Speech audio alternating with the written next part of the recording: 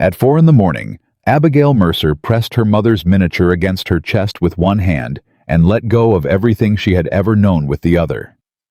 She did not cry. Crying was a luxury for women who still had time.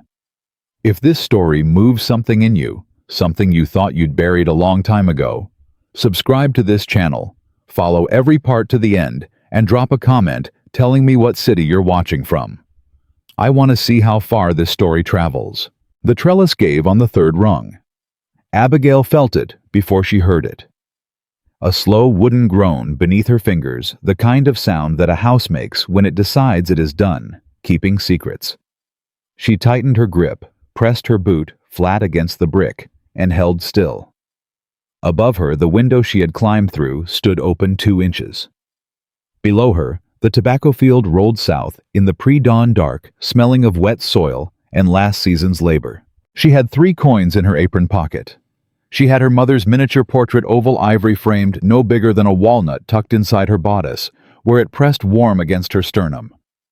She had 1 carpet bag small enough to carry in one hand, packed the night before with 2 dresses, a wool shawl, a single pair of stockings, and the letter from her Aunt Prudence in Philadelphia that she had read so many times, the crease had gone white. She had 6 minutes before the household woke. She had counted it 100 times in her head over the past 4 days. The rooster crowed at 4:05. Cook started the kitchen fire at 10 past. Her father's valet moved through the upstairs hall at 1/4 past. 6 minutes. Not enough time to feel afraid. Just enough time to move. She moved. The trellis groaned again. She dropped the last 4 feet and landed hard in the mud at the base of the east wall, her boots sinking ankle deep, her carpet bag swinging against her knee. She straightened, pulled her right foot free with a wet sucking sound, and ran. She did not look back at the house.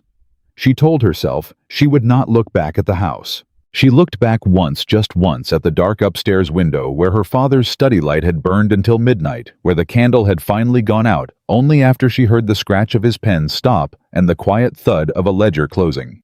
She had listened to that sound from her room across the hall, and understood it for what it was, a transaction completed. A signature dried. A daughter delivered on paper to a man she had met exactly 3 times.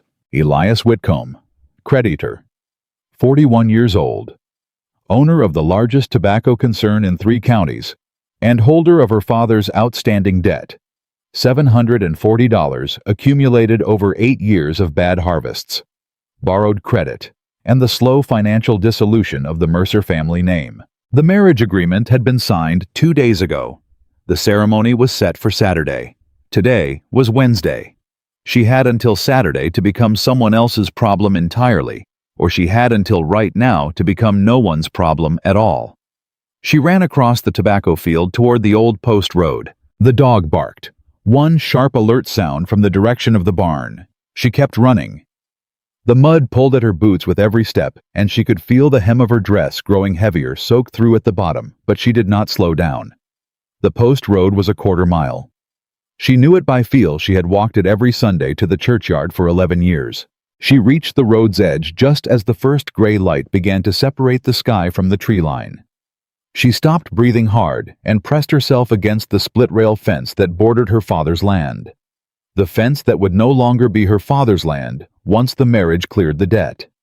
The fence that Elias Whitcomb would then own, along with the tobacco fields and the smokehouse and the old stone well, and whatever else had been written into those papers she had not been permitted to read. She turned north.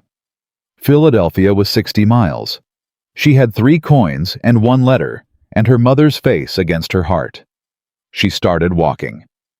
She heard the horse before she saw it. A single rider moving at a steady canter from the south, not galloping, not urgent, but deliberate. The sound came up the road ahead of the light, and Abigail stepped off the road's edge and stood still in the tall grass at the verge, her carpet bag held tight against her side, her breath shallow.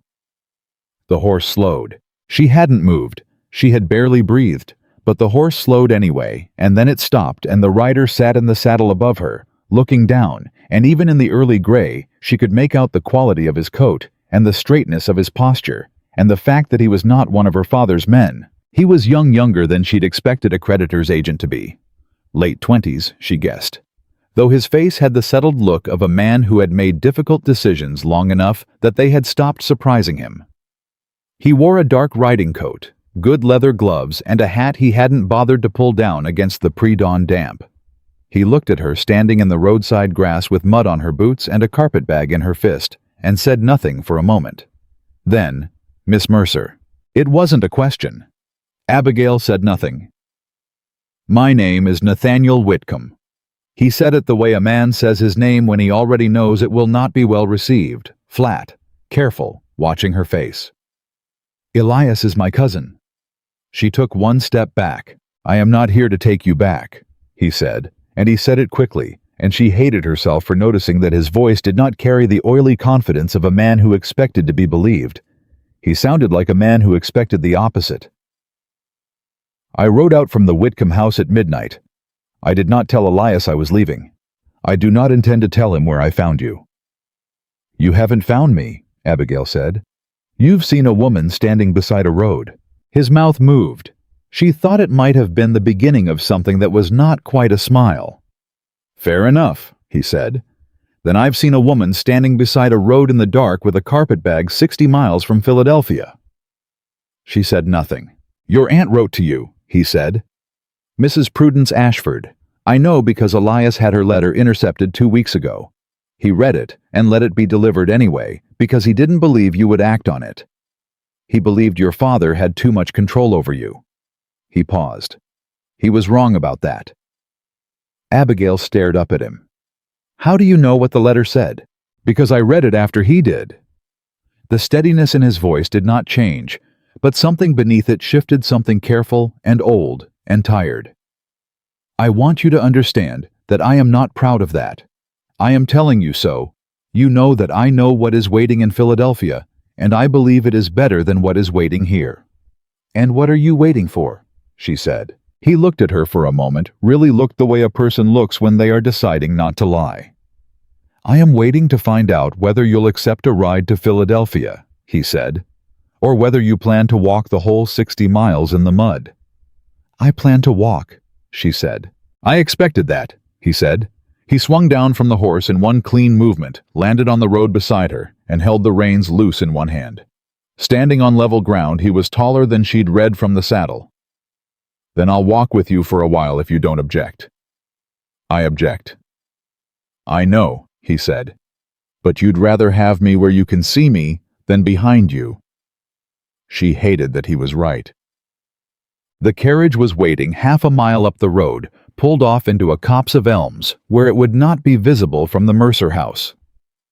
2 horses, a covered coach, a driver who touched his hat brim without speaking.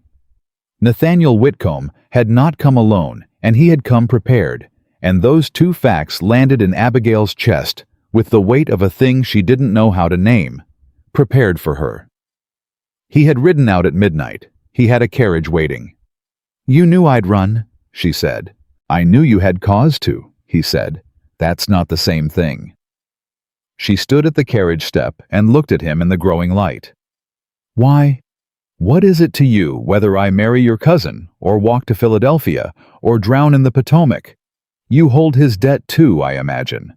I've heard how it works. The whole family benefits when the creditor collects." "I don't benefit from Elias," Nathaniel said. "I owe him." He said it quietly without drama, the way a person states a fact they have learned to live with.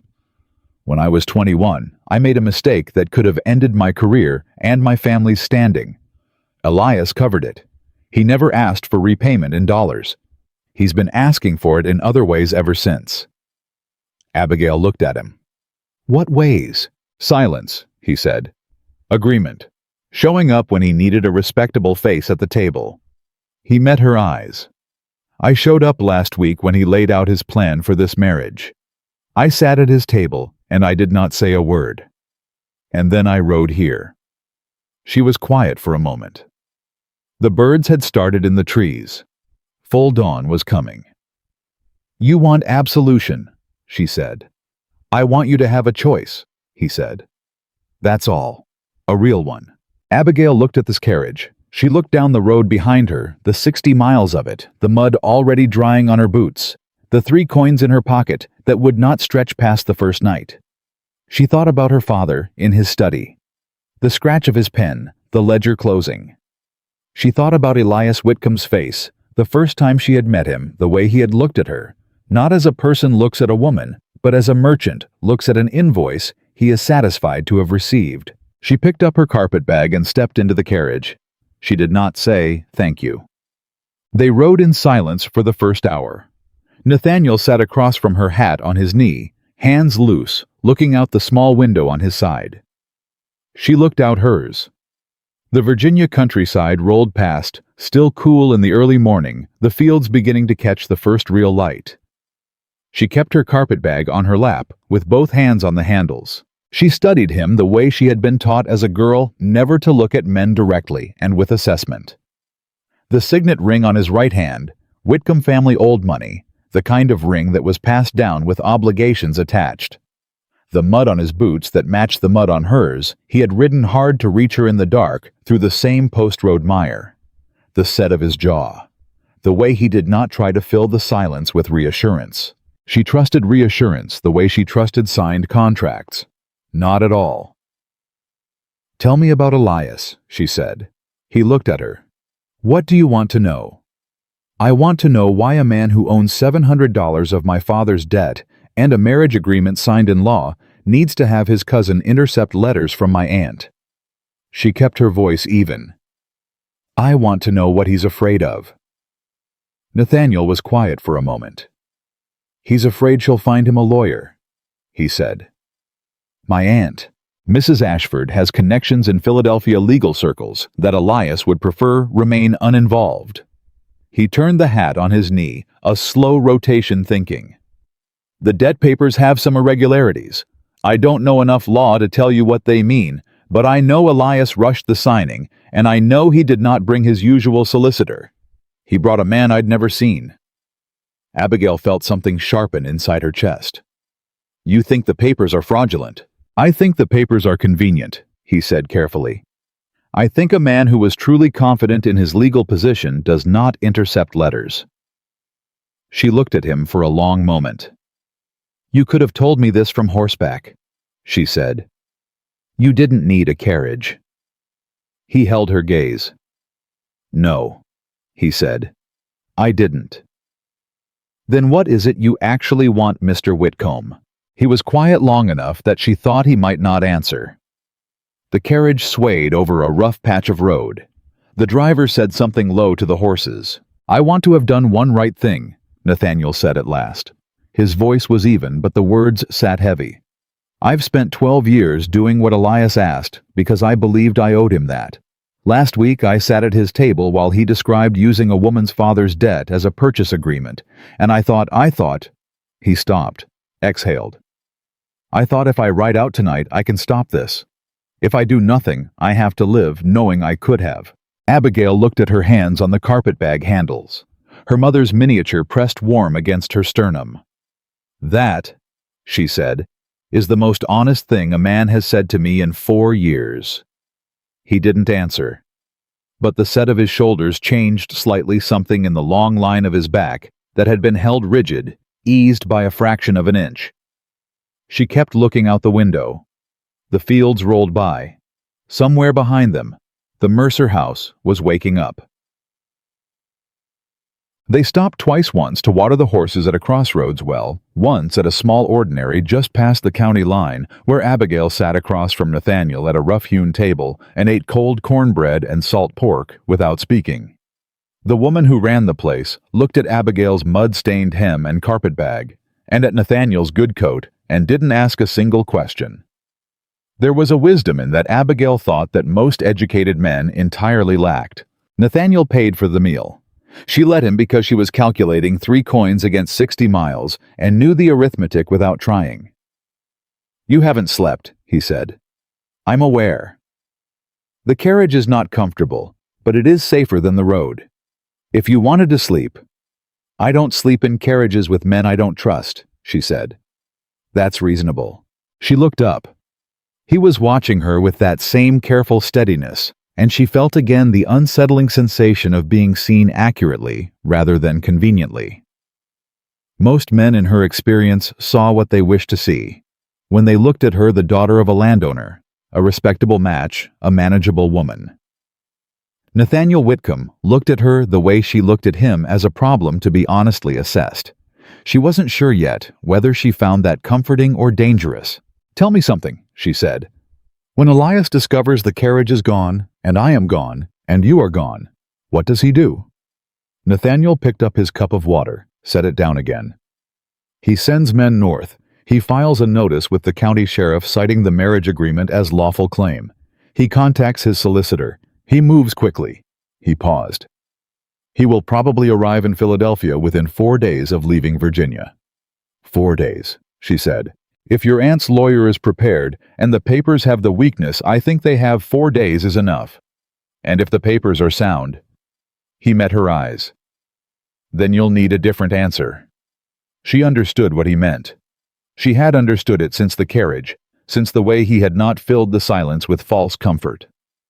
"If you're about to suggest that you could marry me yourself," she said, "and thereby make Elias's claim socially impossible—" "I wasn't going to suggest it," he said. "Men always suggest it," she said. "They frame it as rescue. They believe rescue requires a new owner." "I am not offering to own you," he said. His voice was quiet and precise. "I am telling you that the legal option exists if you want it, and that the legal option is also court, which is slow and public, and your name will travel through every drawing room between here and Boston before it's settled." "I know. I wanted you to know I know." She looked at him. "You're a strange man, Mr. Whitcomb."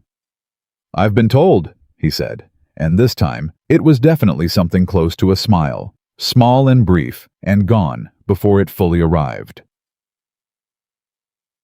By mid-afternoon, she had stopped watching his hands for sudden movements. By late afternoon, when the heat came up off the road in waves, and the driver announced they were 2 hours from the Pennsylvania line, she had let herself rest her head back against the carriage wall and close her eyes. Not sleep, but rest, which was the most trust she had in her to offer. She was aware in that half-rest of small sounds. The creak of carriage leather, the rhythm of hooves. Nathaniel's breathing even and unhurried across from her. The occasional rustle of him shifting position, or adjusting his coat, but never leaning forward, never moving toward her. Holding the distance she had set. Her father had not held distance. Elias Whitcomb would never hold distance. The men who had come calling in the past 3 years, polished and proprietary, had believed that her comfort was something they were entitled to override in service of their own. Nathaniel Whitcomb sat across from her in a carriage for 6 hours and kept his word in the only way that actually counted, by his behavior, not his statements. She didn't trust him. She wasn't ready to trust him. But she noticed. Near dusk, with the Pennsylvania line behind them, and Philadelphia's outer edges beginning to appear through the carriage window, Nathaniel spoke. "She'll ask you if you're well," he said. "Your aunt. She'll ask you twice. The second time, she'll mean something different than the first." Abigail opened her eyes. "You've met her. Once, 4 years ago. She came to the Whitcomb house when Elias was attempting a business arrangement with her late husband's estate." He paused. "She stopped the arrangement." "She usually does," Abigail said. "She struck me as a woman who counted everything and pretended to count nothing," he said. "I mean that as a compliment." Abigail thought about her aunt, 60 years old, twice widowed, small and deliberate, and possessed of a memory, like a ledger that never miscounted. "She will want to know every detail of the past 2 days," she said. "She will want to know why you helped, and what you want, and whether you can be trusted." "I know." "What will you tell her?" Nathaniel looked out his window. The light was going amber and low. "I'll tell her I don't want anything.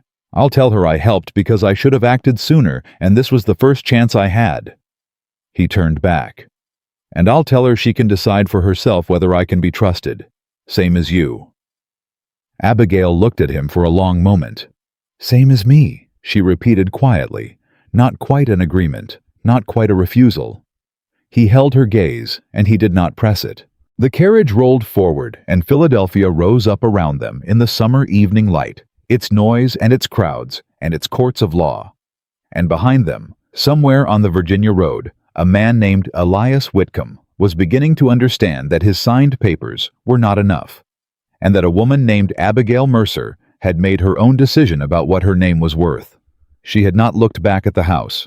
She did not look back now. She sat straight in that carriage, with her mother's miniature warm against her heart and her carpetbag on her lap, and she watched her future coming toward her through the glass, uncertain, complicated without guarantee. And she thought that uncertain and complicated, and without guarantee, was still by every measure that mattered better than signed and settled and owned. She was not saved. She was not rescued. She was moving on her own terms toward a fight she intended to win. Mrs. Prudence Ashford opened the door herself. That was the first thing Abigail noticed.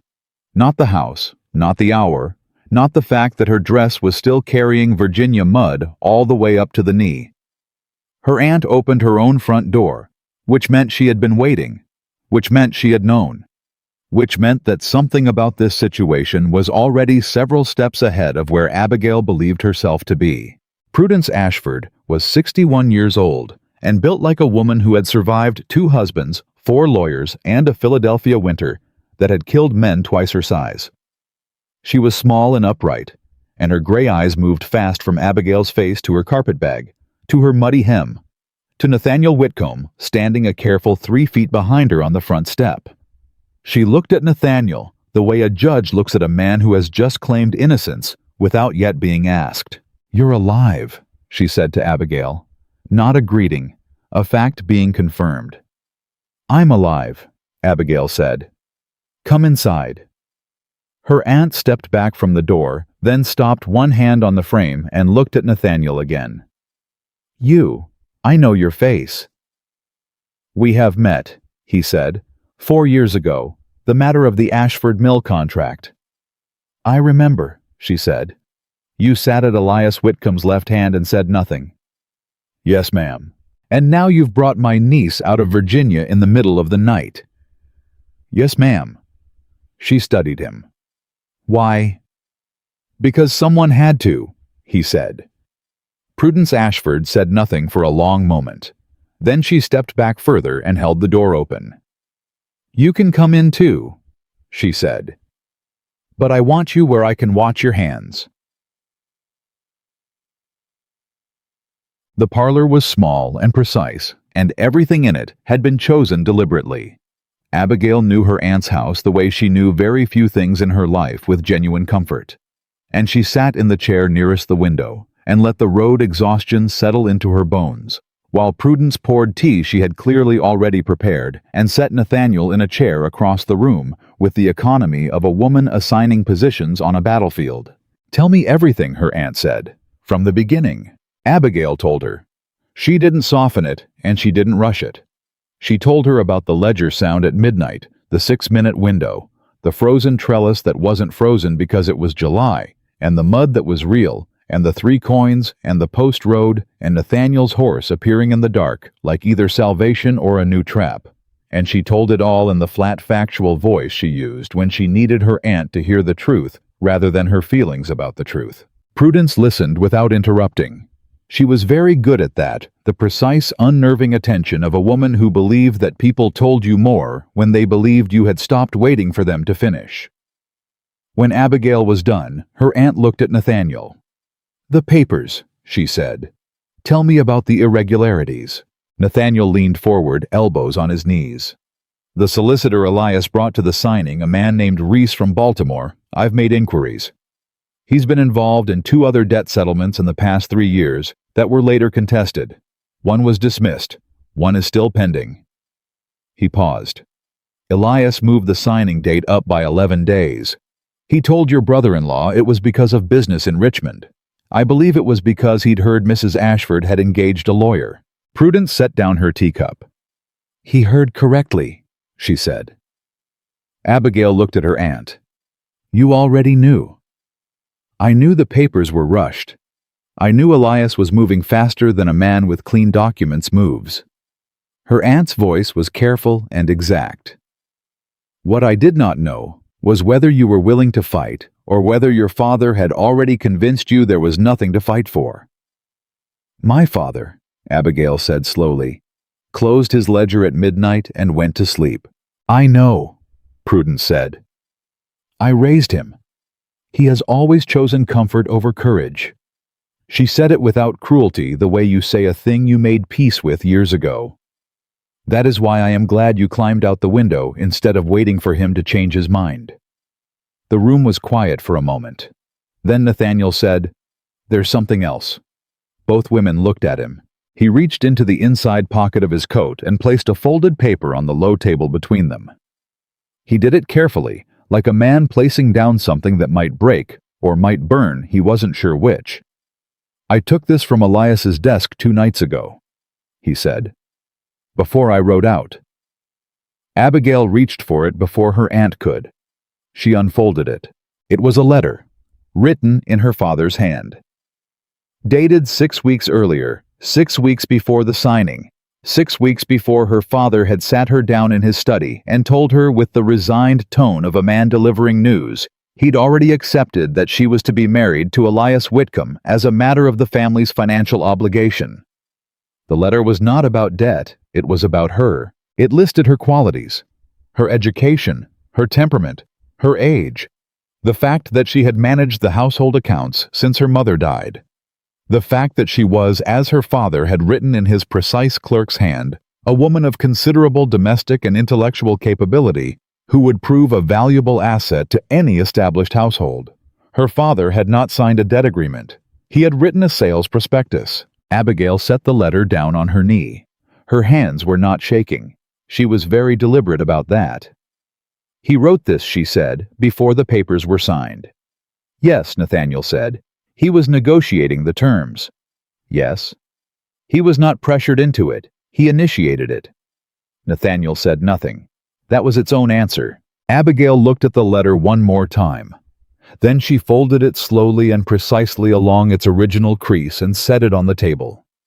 "All right," she said. Her voice was very level.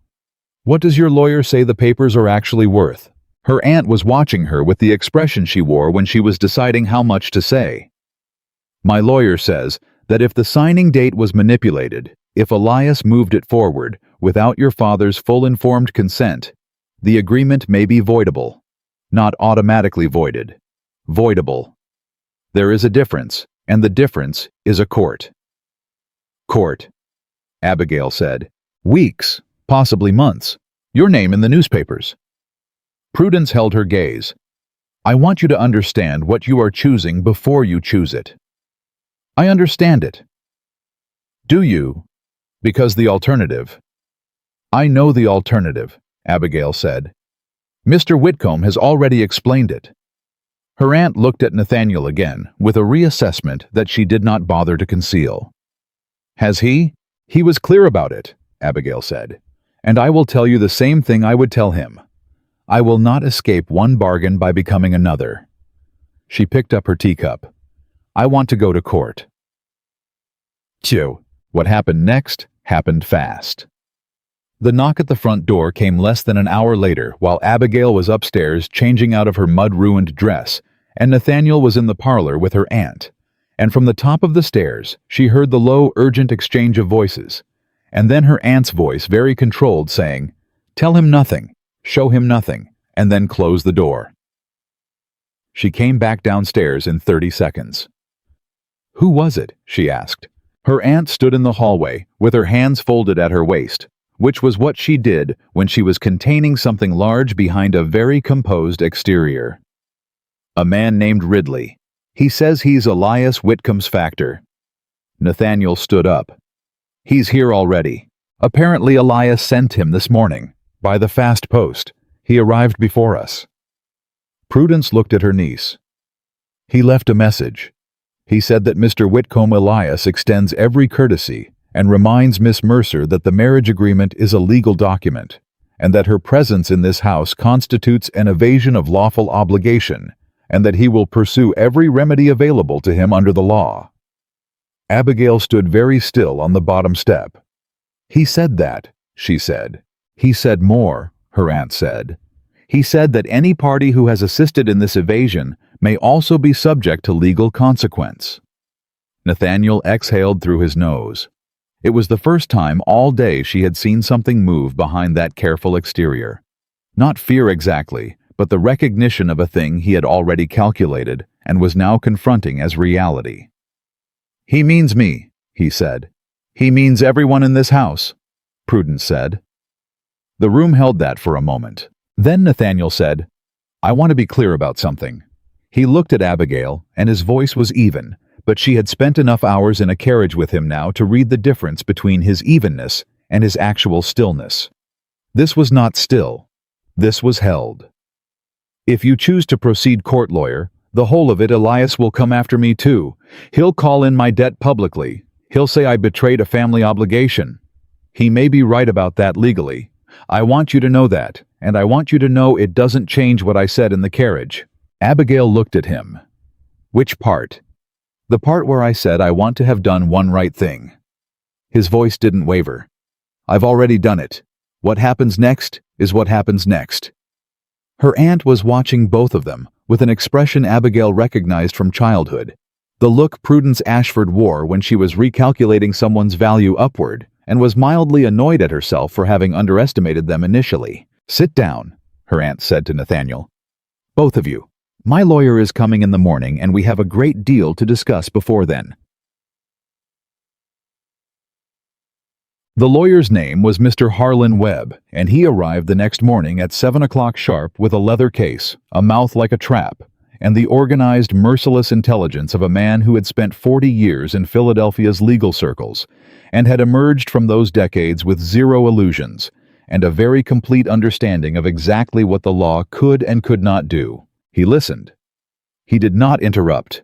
When Nathaniel placed the letter on the table, the one written in Abigail's father's hand, the sales prospectus, Webb picked it up with 2 fingers and read it twice without expression, and then set it down and said, "When was this dated?" 6 weeks before the signing," Nathaniel said. "And the signing date that appears on the agreement, July the 3rd. Webb opened his leather case and removed a document of his own. He slid it across the table to Prudence without a word. She looked at it, and her face, which had been composed all morning, did something Abigail had never seen it do.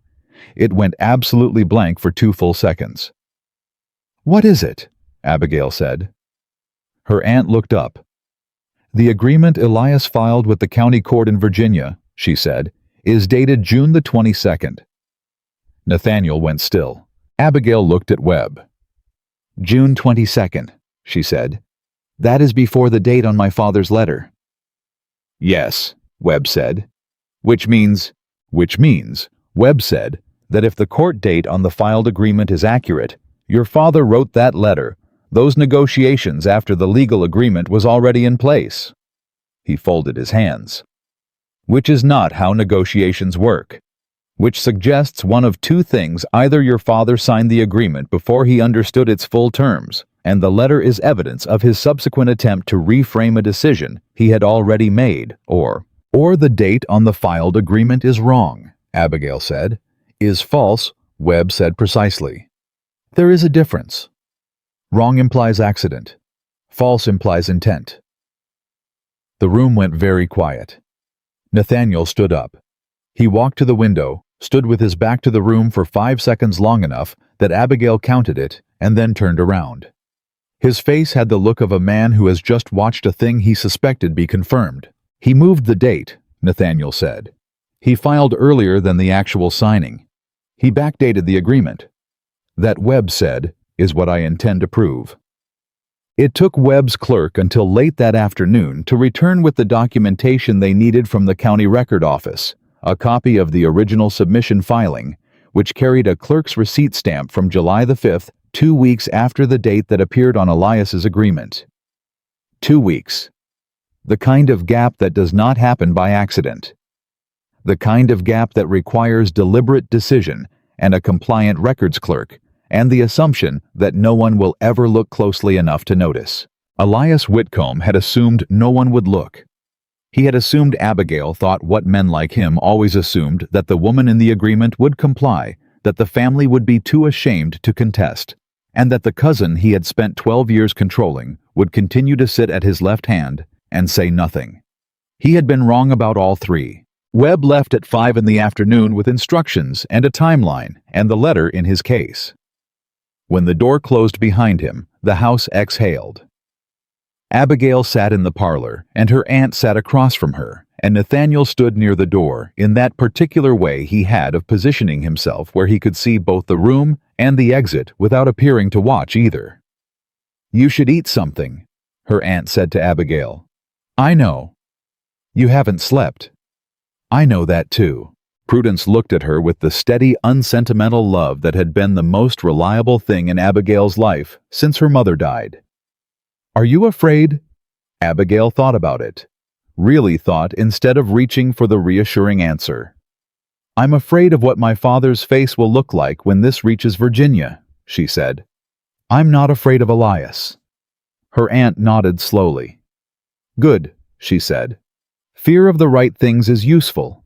Fear of the wrong things is just wait." Nathaniel said from near the door, "He'll be here within 3 days." Both women looked at him. "Elias." He said the name the way you say the name of a thing that is already in motion. When his factor comes back without a resolution, he'll come himself. He doesn't trust anyone else to close a transaction he's already invested this much in. He paused. "I know how he moves." "Then tell us," Prudence said. Nathaniel came back into the room and sat down. Not across the room this time, closer at the edge of the conversation, the way a man sits when he's made a decision to be present rather than cautious. "He comes in with 2 lawyers and he comes in fast," he said. "He doesn't give the other party time to prepare a response.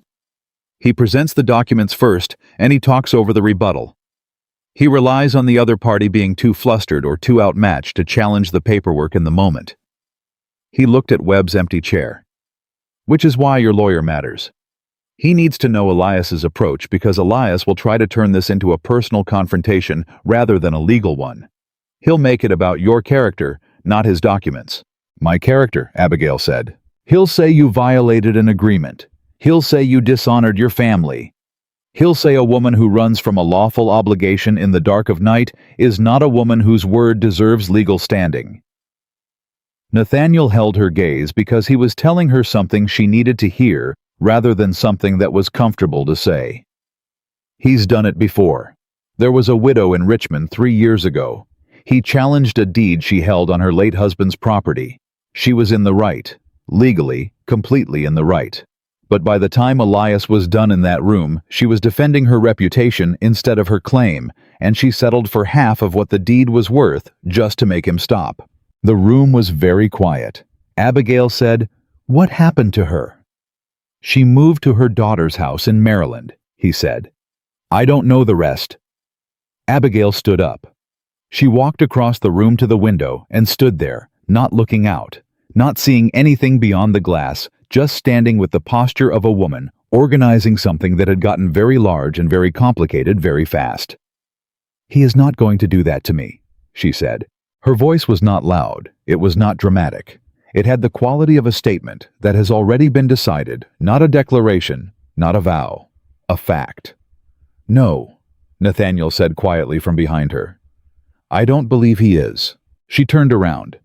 "Because I am not going to be in that room defending my character while his documents sit on the table unchallenged. I am going to walk into that room and put the filing receipt next to his backdated agreement and let the dates do the talking." She looked at her aunt. "Can Webb have the receipt certified before Elias arrives?" "I'll send word tonight," Prudence said. She did not say it slowly or gently. She said it the way she said everything, with the brisk certainty of a woman who moved best under pressure. The message came late that evening. Not from Elias, not from his factor. It came from Virginia, carried by a rider who had left the same morning they had and ridden hard. It was addressed to Abigail in handwriting she knew better than her own. Her father's handwriting. She opened it standing in the hallway while her aunt and Nathaniel waited in the parlor. She read it once, then she read it again. Then she folded it and held it against her side and went back into the parlor and sat down. "What does it say?" her aunt asked. "He says he's sorry." She said it evenly without the weight it deserved because the weight of it was something she would have to carry later in private when she had the time to put it down properly. "He says he believed Elias would be a fair man," He says he made a mistake. She paused. He says he hopes I can forgive him. Neither Nathaniel nor her aunt spoke. He does not say he has withdrawn the agreement, Abigail said. He does not say he has contacted a lawyer of his own. He says he hopes I can forgive him, and then he says he is not well, and then the letter stops.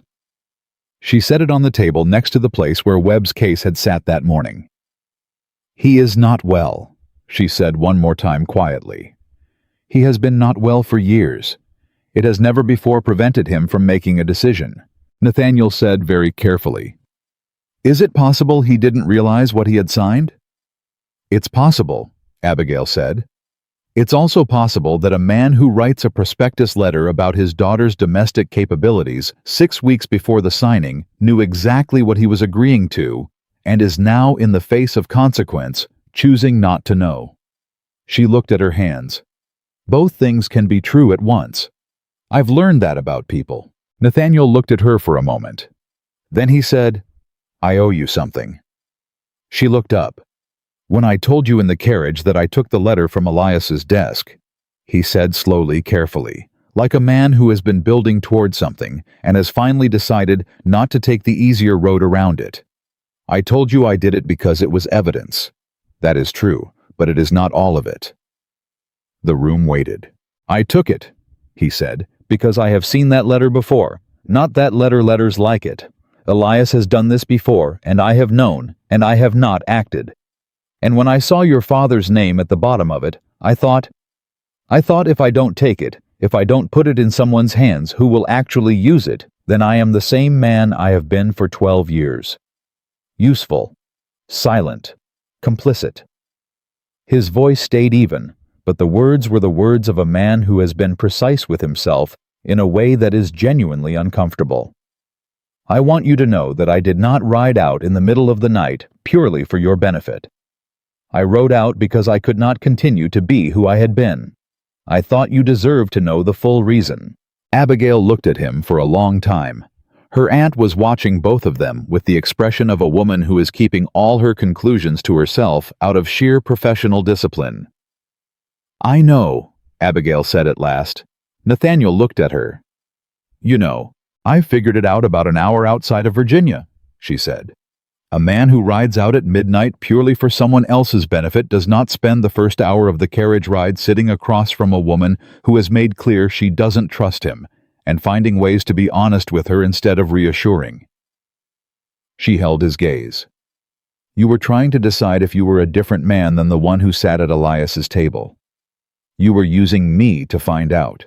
He said nothing, but there was something in his face, not shame, not quite something more like the expression a person wears when they have been seen clearly and do not know whether to be relieved or exposed. I don't say that as an accusation, Abigail said. I say it because if we are going to walk into a room with Elias Whitcomb in 3 days and testify against his documents, I need to know who I am standing next to. Not the story you tell, the actual man. She let that sit for a second. And that man, she said quietly, seems like someone who knows when he's been wrong and doesn't look for the easy road out of it. That is, in my experience, rarer than it should be. Nathaniel let out a slow breath. Her aunt stood up and collected the empty teacups with the purposeful efficiency of a woman who has decided a conversation has reached a natural stopping point and does not need her to remain in it. I'm going to send a message to Webb tonight, she said, moving toward the door. And in the morning we prepare. She paused at the doorway. You should sleep, Abigail, both of you. She left. The room was quiet. Outside Philadelphia moved through its evening, its carts and voices and gas lamps, and the particular noise of a city that did not stop for anything as small as one woman's crisis or one man's conscience. Abigail picked up her father's letter from the table and folded it into her apron pocket, next to the 3 coins she still hadn't spent.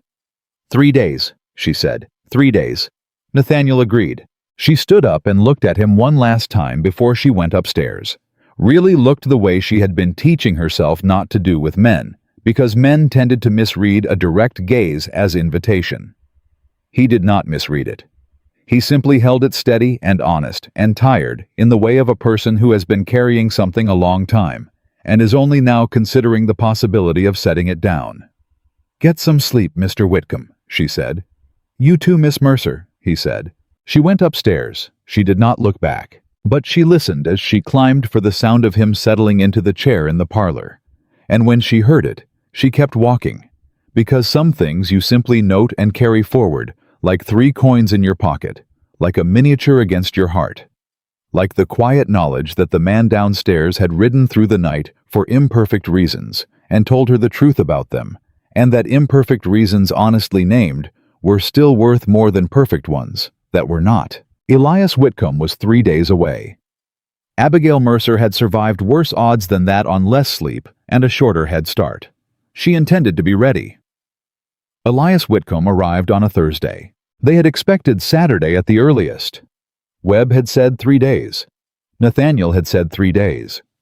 Abigail had spent 2 nights counting on 3 days, using the time to sit with Webb in her aunt's front room for hours, going over every document, every date, every clause in the language of the marriage agreement, until she could recite the relevant sections without looking at the page. 3 days. Elias gave them 2. The knock at the front door came at 10 in the morning, sharp and deliberate. Not the knock of a man uncertain of his welcome, but the knock of a man who believes the door is already his. Abigail was at the table with Webb when they heard it. She looked up. Webb looked up. From across the hall, she heard her aunt's voice say something short and clipped to the housemaid, and then a silence that had its own particular quality. The silence of a room reconfiguring itself for a fight. Nathaniel appeared in the doorway. "It's him," he said. Abigail set down the document she was holding. "How far ahead is he?" "He's at the door. 2 men with him, lawyers, I think. Not his factor." Webb began gathering papers with the fast, specific efficiency of a man sorting what to show and what to keep back. "Let him in," he said without looking up. "Let him come to us." Abigail stood up. She smoothed her dress once, not from vanity, from habit, the same way a soldier checks his equipment before engagement, and walked to the doorway and looked at Nathaniel. His face was composed, but tight in the way it had been in the carriage when she'd asked him direct questions he hadn't wanted to answer. He was carrying something already, and they hadn't even begun. "Are you all right?" she asked him. "No," he said quietly. "But I'll manage." She nodded. That was the most honest answer he could have given, and she had long since decided that his honesty, however uncomfortable, was more useful than anyone else's comfort. They went out to meet him. Elias Whitcomb was not what she had remembered.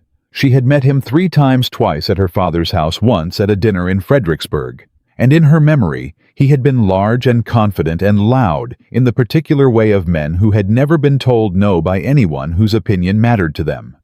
She had built a version of him in her mind over the past 4 days that matched the threat he represented: overblown, aggressive, obviously villainous. The man who walked into her aunt's parlor was none of those things. He was medium height and well-dressed, and he moved quietly with the contained, deliberate ease of a man who had learned long ago that stillness frightened people more than noise.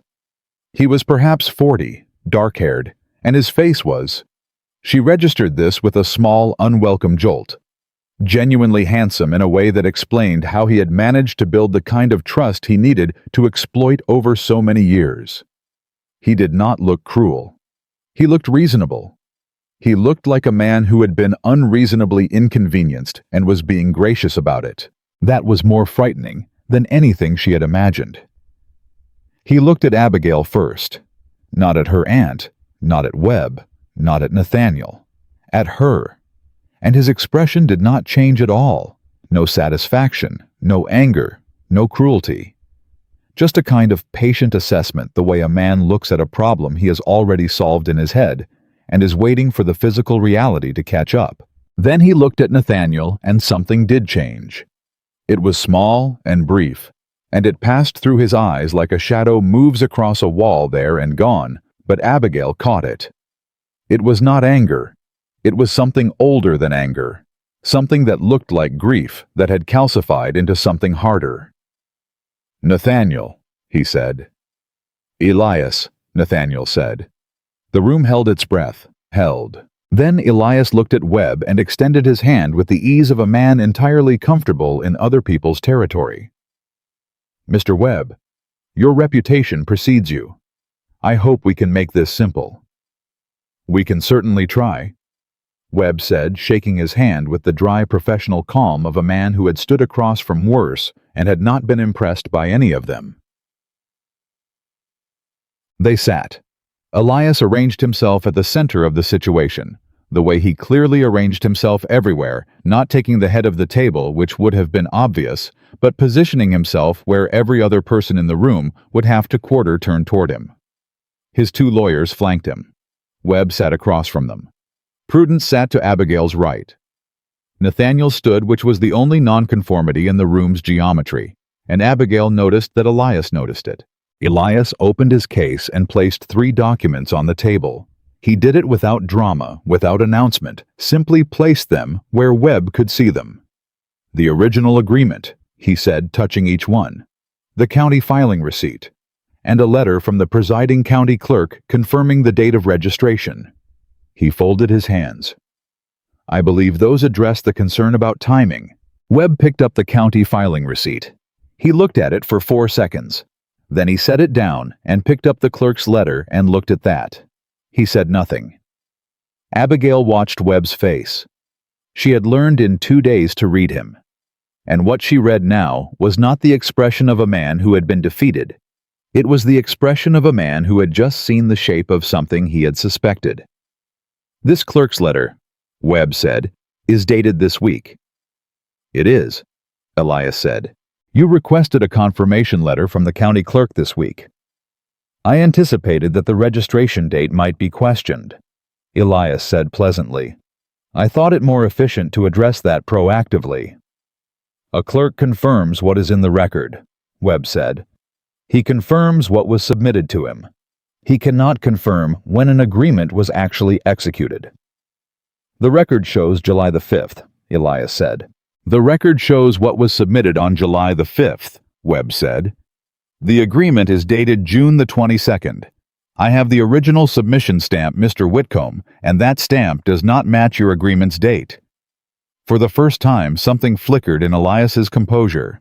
It was very small, a fractional tightening around the eyes, the adjustment of a man revising his approach in real time. "Filing delays are common," he said.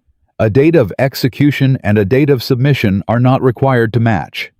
"No," Webb said. "They are not, but they are required to make sense. A 13-day gap between execution and filing in a matter of this financial and legal significance in a jurisdiction where your own solicitor practices requires explanation." He placed the submission stamp on the table next to Elias's documents. "I would like that explanation." The room was very quiet. Elias looked at the stamp. Then he looked at Webb. "I think," he said still pleasantly, "that we should discuss what it is Miss Mercer actually wants, because I suspect we can resolve this without the unpleasantness of court." What he offered carefully. He would withdraw the marriage agreement, he said. He would renegotiate the debt terms with her father. A longer repayment schedule, reduced interest, a private arrangement that would allow the family to retain the land without public legal proceedings. He asked for nothing in return, except that the matter of the documents be allowed to rest and that everyone in the room agree not to pursue further investigation into the filing. He presented it as generosity. He presented it in the tone of a man doing a favor. Webb looked at Abigail. Abigail looked at Elias. "You would renegotiate the debt," she said. "On what terms exactly?" "Terms we could arrive at together," Elias said. "In good faith." "In good faith," she said. "The way the original agreement was made in good faith." Something moved through the room, not a sound, just a shift, everyone in the space recalibrating. Elias looked at her with a patience that she now understood was not kindness, but strategy. "Miss Mercer," he said, "I understand you're frightened. I understand this has been an ordeal. I hold no personal grievance toward you for what you've done. You were acting on instinct under pressure. That is, I was not acting on instinct, she said. I was acting on information. There is a difference. He paused. I read the agreement, she said. Or rather, I read what Mr. Webb found when he compared your filing date to your execution date. And I read a letter my father wrote 6 weeks before you say the agreement was finalized, in which he described my domestic qualifications the way a man describes livestock at market. She kept her voice completely even. I was not frightened. I was informed. I left because I was informed. Elias's composure held. But she could see him now, could see the machinery of it, the deliberate construction of that surface in a way she hadn't been able to see when she'd met him at her father's table. Even if there were irregularities in the paperwork, he said carefully, pursuing them publicly serves no one. It harms your father's name. It harms your own reputation. It harms yours, she said. Yes, he said. That also. Then why, she said, should I agree to protect it? JPEG. That was when Elias looked at Nathaniel. He turned unhurried, deliberate, the movement of a man who has been waiting for the right moment to use the right tool. And he looked at his cousin standing by the wall, and he said in the same reasonable, quiet voice he had used for everything else, because of what it will cost him. The temperature in the room dropped. Abigail did not look away from Elias, but she felt Nathaniel go still behind her in a way that was different from his usual stillness, tighter, older, the stillness of a body bracing. Nathaniel borrowed a significant sum from me 11 years ago, Elias said, to the room, to everyone in it, to Abigail specifically in the way that information gets delivered when it is intended as a weapon. The nature of the original incident that required the loan, I have been discreet about that for 11 years out of family loyalty. If this matter proceeds to court, I will no longer have reason to be discreet. He paused. The law in Virginia is clear on what Nathaniel did. I don't believe it's changed. Webb said very quietly. What precisely did he do? Elias did not look away from Abigail. He forged a land deed, he said, to cover a gambling debt. He was 21. He was desperate. And I covered it because he was family, and because I believed people could be better than their worst moments. He let that sit. I still believe that, which is why I am offering an arrangement that does not require me to revisit it. Abigail heard her own breathing. She was aware with the particular sharpened clarity that comes with real danger of every person in the room. Prudence's stillness, Webb's careful blankness, Elias's patient eyes, and behind her, the silence that was Nathaniel. She turned around.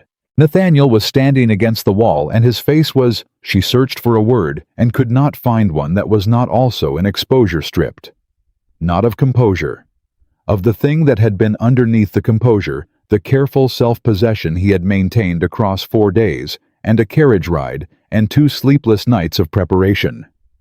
All of it gone, and what was left was a man standing in the full truth of something he had been carrying for 11 years and had clearly always known would eventually be used against him. Is it true? She said, quietly, just to him. His jaw tightened. Yes, he said. All of it. A pause, 1 breath. Yes. She held his gaze for a long moment. Then she turned back to Elias. All right, she said. Elias leaned forward slightly, the first physical tell he had shown. All right meaning I heard you, she said. I understand what you're threatening. I understand the cost. She looked at him steadily. And I want you to understand that it doesn't change my answer. Silence. Elias looked at her as if she had said something in a language he did not speak. His lawyers exchanged a glance. Her aunt did not move. Webb had gone very still, in the way Webb went still when he was watching something he did not want to interrupt. Miss Mercer, Elias said slowly, I don't think you understand the full implication. I understand it completely, she said. You will expose what Nathaniel did 11 years ago. It will damage him, possibly ruin him. You are telling me that if I fight, he suffers for it. She paused. You are using him as leverage against me. I am explaining the consequences. You are using him, she said. The same way you have been using him for 11 years. The same way you used my father's debt to draft a marriage agreement before my father fully understood what he was signing. The same way you use every person whose weakness you've been careful enough to learn and patient enough to wait to deploy. She let that land. This is not a negotiation, Mr. Whitcomb. This is what you do. You find the thing that costs a person the most, and you hold it up, and you call it a consequence. Elias looked at her for a long time without speaking. Then he said very quietly, "I saved him." And something in his voice, something underneath the strategy, underneath the patience, underneath the polished and deliberate surface, was real. She registered it before she could decide what to do with it. Genuine. Old. The sound of a man saying a thing he had said to himself so many times, it had become a justification he no longer questioned. "I saved him," Elias said again, "and he rode to Virginia in the dark to help you escape me. I think I have some right to feel that the ledger is unbalanced." The room was very quiet. Abigail looked at him. Really looked the way she had made herself look at her father's letter, at the filing stamp, at all the hard and honest things that were easier to look away from. And she saw underneath the machinery a man who had begun something 12 years ago, from what might have been genuine feeling, and had then spent the years after converting that feeling into a system of control, because control was easier to hold than gratitude that might not be returned. She understood it. She did not excuse it. "You may have saved him," she said, "but you did not free him. And a man who saves you and then uses the saving against you for 12 years. She stopped, chose her next words precisely. "That is not a creditor. That is a captor." Elias stood up. The movement was not violent. It was not even sudden. But the room reacted. Her aunt's shoulders pulled back. One of his lawyers shifted because the stillness that had defined him for the past hour had cracked along a line that was older than this room and older than this argument. "I came here," he said, "to offer you a way out of this that preserves your father's land, your name, and this family's standing." His voice was controlled, but the control was being applied now rather than coming naturally. "I am not a villain in a story, Miss Mercer. I am a man who is owed a debt, and I offered generous terms, and you are refusing them because—" He stopped. "Because they are not generous," she said. "They are efficient. There is a difference." It was Nathaniel who spoke next. He moved from the wall, crossed the room in 4 steps, and stood beside Abigail, not in front of her, not between her and Elias, but beside her at her shoulder, where it was unmistakable but not presumptuous. "Elias," he said, "I need to say something." Elias looked at him with the expression of a man watching the last familiar thing in a situation become unfamiliar. "What you did for me 11 years ago." Nathaniel's voice was steady, but it cost him. She could hear what it cost. "I was grateful. I am still grateful. What you did was real, and what it saved me from was real, and I have never pretended otherwise." He paused. "But you have been collecting on that debt every year since in ways that had nothing to do with money, and we have both known it, and I have let it continue because I told myself I owed it to you." He looked at his cousin, really looked the way people look at each other when they are past the edge of pretending. "I was wrong. Not about owing you. About what owing someone means. It doesn't mean belonging to them." The muscles in Elias's jaw moved. "If you expose what I did," Nathaniel said, "I'll stand in that court and tell them exactly what you just told this room. That you've known for 11 years that you've held it and that you've used it." He held his cousin's gaze. "We can both burn down or we can both walk away. But I will not be the reason she loses this." The word she was very quiet. Elias looked at Nathaniel for a long time. Something moved through his face that was hard to name, the movement of a person recognizing a change that has already happened and understanding that recognition came too late to alter it. He looked at Abigail one more time. "If this goes to court," he said, "I will fight it." "I know," she said. "You may not win." "I know that too." "And you still refuse the arrangement." She held his gaze. "I will not escape one bargain by becoming another." Char. The room exhaled. Elias straightened his coat. He gathered his documents with the same deliberate calm he had entered with the composure, was back, or the performance of it was, and she could not tell from this distance which. And he looked at Webb with professional acknowledgement, and at Prudence with something that might have been beneath everything a vestige of respect. He did not look at Nathaniel again. He walked to the door. One of his lawyers opened it. He paused at the threshold, his back to the room, and he said without turning around, "I'll be at the city tavern for the next 4 days. If anyone in this room changes their mind, that is where I can be found." He left. The door closed. No one spoke for 5 full seconds. Then Webb opened his case, placed all 3 of Elias's documents inside it alongside his own, and said briskly, "I'll need 2 days. I want the submission stamp certified by a second clerk, and I want the affidavit from the Baltimore solicitor about the previous filing irregularities. If I have both before Elias's 4 days are up, we can file the challenge before he leaves the city." Prudence nodded. "Do it." Webb left. The 2 remaining lawyers were gone. The room was suddenly very small with only 3 people in it. Abigail sat down. Not dramatically. Just the energy required to stand had reached its limit, and she sat down in the nearest chair and pressed her hands flat against her knees and breathed. Nathaniel sat across from her. Her aunt went to find tea that was not a performance of comfort, but an actual function, the warm and the ordinary as a means of continuing. "You should have told me," Abigail said to Nathaniel. "Not an accusation, just the truth of it." "I know," he said. "About the deed. About what he actually has on you. When I asked you in the carriage what you owed him. I told you silence and agreement," he said. "I left out the reason." "Yes." He looked at his hands. The signet ring caught the light. "I was ashamed," he said. It was the simplest thing he'd said in 4 days, and it carried the weight of everything that simplicity contained. "I wanted you to see a man who had spent 12 years as someone's instrument, but had finally made a right choice. I did not want you to also see the thing that put me in Elias's hand in the first place." "I see both," she said. "I saw them before this room. The why of a man's worst moment tells you something. It's not everything, but it's something." He looked up. "You were 21 and desperate," she said. "That does not make it right, but it makes it human. And you've been paying for it in the only currency Elias accepts, which is yourself, for 11 years. She met his eyes. "That is enough punishment for anything a 21-year-old did out of desperation." He was quiet for a moment. Then he said, "What he said, that if this goes to court, he'll expose it, he meant it. He's not bluffing."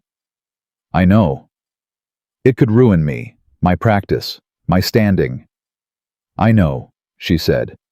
"And I told him it didn't change my answer. I want you to understand that was not a decision I made carelessly." He looked at her. "Why I lied to you, you omitted," she said. "There's a difference, and I'm not certain you had enough trust yet to do otherwise." She held his gaze. "You've been earning it these 4 days, imperfectly and with some significant gaps, but earning." Prudence came back with the tea and set it on the table, and sat down and looked at both of them and did not say a single word that was not necessary. Which was, Abigail thought, the most loving thing her aunt knew how to do. Outside Philadelphia continued. Elias Whitcomb walked to the city tavern with his documents and his patience and his real old grief that had long since become something he used against other people, because it was easier than feeling it. And in her aunt's parlor, Abigail Mercer drank her tea and thought about the 4 days ahead, the court filing the certified stamps, the public record and the newspaper columns, and the long, slow machinery of justice that Webb had told her might take months. And she thought about her father's handwriting on that letter, and Nathaniel's face when Elias had said the word forged, and the look on Elias's face when she had refused him, which had contained beneath all the composure the genuine bewilderment of a man who had never before been told no by someone who had full understanding of what the no would cost. She had understood it completely. She had said it anyway. That she thought was not stubbornness.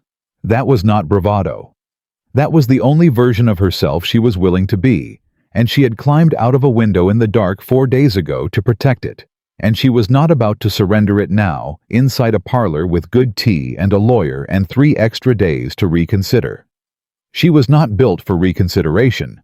She was built for this. Webb came back the next morning with the certified stamp and a face that told her before he said a single word that something had changed overnight. She was already at the table when he arrived. She had been there since 6.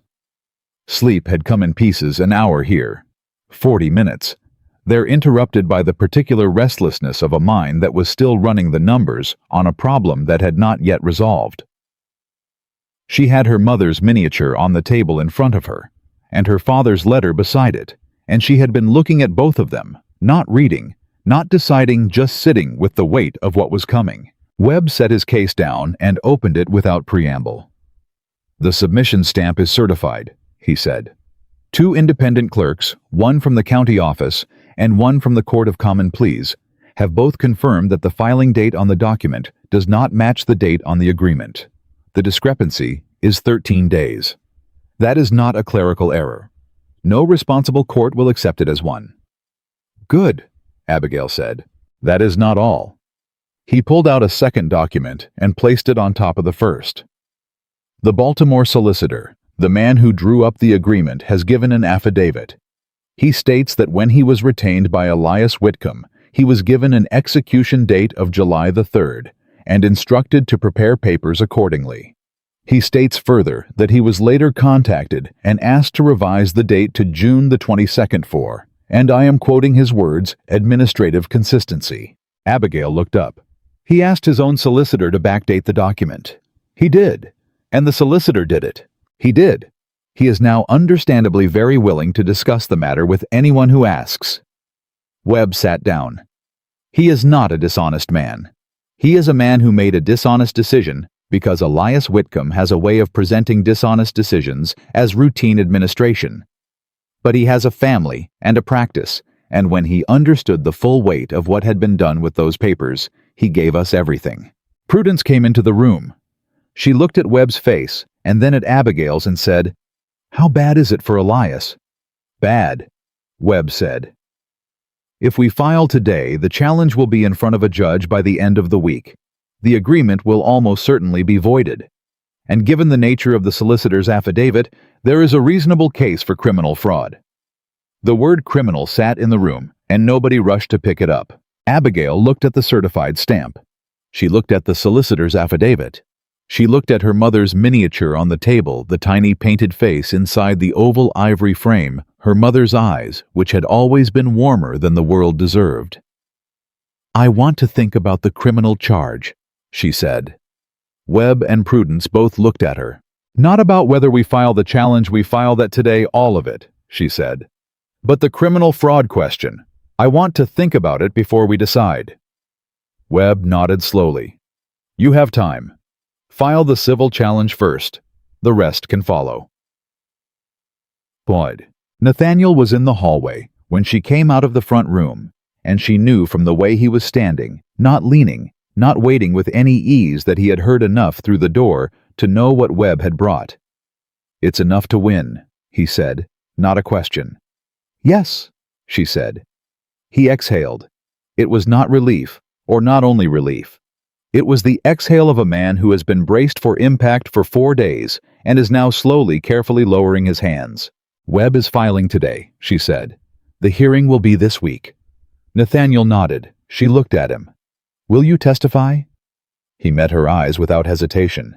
"Yes. It will be public. Everything Elias threatened to expose it will likely come out anyway once the full investigation begins." "I know." "And you're still—" "Yes," he said. "I told you in that room yesterday, we can both burn down or we can both walk away. I meant it, but I am not walking away from this." He said it quietly and completely, the way he said things when they were decided rather than being decided. "What he did to you, what he tried to do, I sat at his table and said nothing for 12 years. I can stand in a courtroom for one afternoon." She looked at him for a moment. "You'll need your own lawyer." He almost smiled. The almost smile that she had catalogued now in the way she catalogued things that mattered. "I was going to ask Webb for a referral." "Ask him today," she said. Before the hearing, she moved past him toward the stairs, then stopped. "Nathaniel." She said his given name for the first time, and she said it the way she said things she had thought about before, saying with intention, "What you said yesterday in front of Elias, about not being the reason I lose this." She paused. "You weren't. You are the reason I have a case. I want you to know that I know the difference." He said nothing. But the something behind his eyes, that long-held, carefully managed thing, shifted again further toward something she did not yet have a name for, only a recognition of. She went upstairs.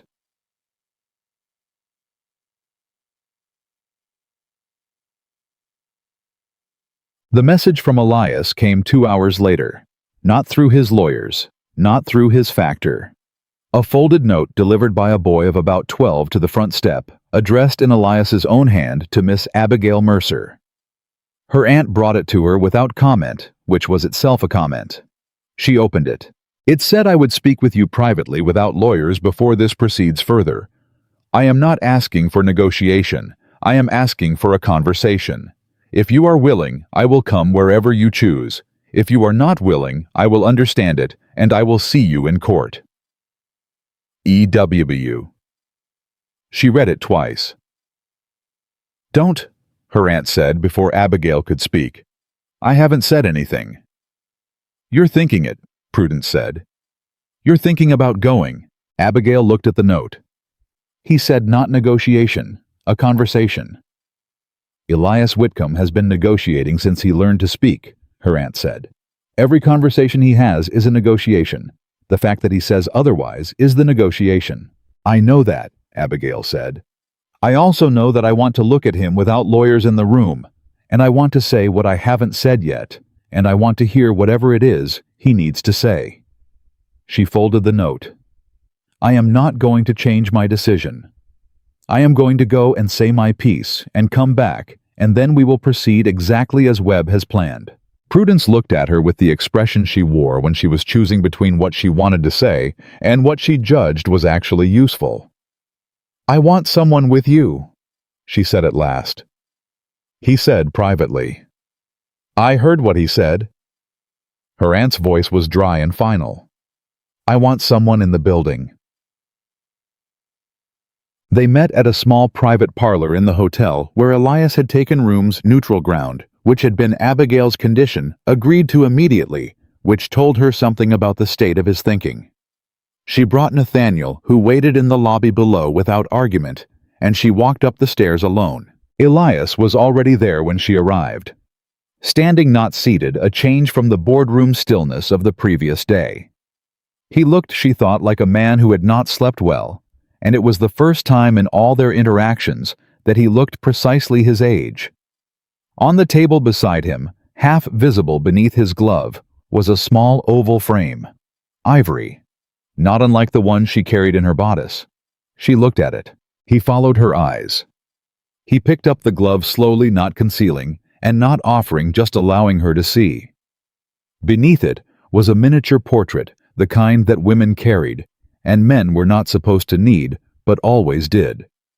The face inside it was a woman of perhaps 40, dark-haired, with eyes that were Elias Whitcomb's eyes in a woman's face. "Your mother," Abigail said. "She died when I was 19, he said. She said nothing. "She left a great deal of debt," he said. "My father's debt, technically, but she carried it. She was the one who managed everything, negotiated. Everything held the household together while my father made decisions that systematically undid everything she built." He set the miniature down. "When she died, there was nothing left. I spent the next 10 years building it back, and I built it the only way I knew how, by making certain that I was always owed more than I owed. That no one held more of my name than I held of theirs." Abigail looked at him steadily. "And Nathaniel, he was the first person I helped because I wanted to," Elias said, "not because it gave me leverage. He was 21 and desperate, and he reminded me—" He stopped. The composure did something she hadn't seen it do before, not cracked but thinned. "He reminded me of myself, before I understood that generosity without terms is just another form of debt waiting to be called in." He paused. I told myself I wasn't using what I had on him. I told myself for 12 years that the reason he stayed close was because he wanted to. I believed it for most of that time. Did you believe it yesterday? She asked. A long pause. No, he said. The room was quiet. She looked at the miniature on the table and at the woman's dark eyes inside it. I carry my mother's face too, she said. She died when I was 14. She left a household that my father then drove slowly into the ground, making decisions that were well-intentioned and financially catastrophic, and I watched it happen one ledger at a time. She held his gaze. I understand how a person becomes the way you became. I understand what it costs to watch everything your mother built disappear. I understand the particular terror of debt, not the money of it, but the way it makes you feel like you are made of someone else's mistakes. She paused. I understand all of it, and I am still going to court. Elias looked at her for a long moment.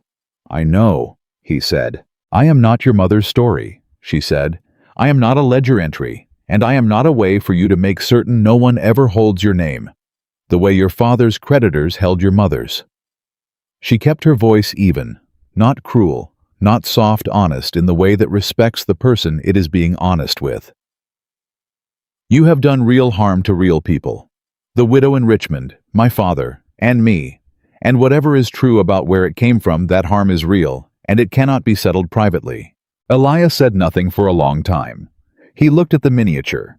He picked it up and held it, and looked at his mother's painted face with the expression of a man saying goodbye to a justification he had been using for a very long time. If I leave America, he said, if I go to England, I have business connections there, property I've held for years.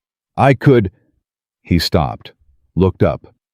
If I leave and sign over the debt agreement to your father, with terms that give him 20 years and no interest, and I make no claim on anyone in this room, would you consider not pursuing the criminal charge? The air in the room changed.